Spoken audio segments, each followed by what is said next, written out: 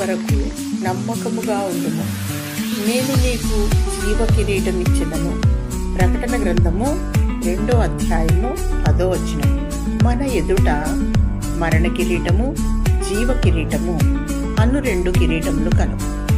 ఆదాము యొక్క పాపము వలన మరణము, క్రీస్తు శిలువ త్యాగము వలన నిత్య జీవము.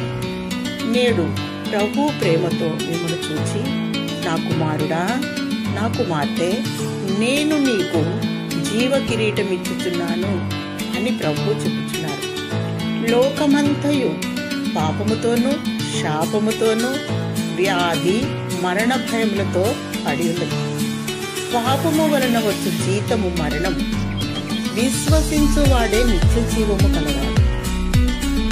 నిన్నును నీవు పంపిన యేసు క్రీస్తును ఎరుగుటయే నిత్య జీవము.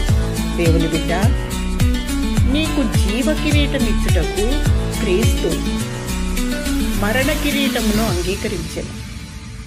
క్రీస్తు మరణమునొందినట్లు తన ప్రాణమును ధారపోసెను. ప్రభువును ప్రేమించువారు వాగ్దానం చేసిన జీవ కిరీటమును పొందుదురు.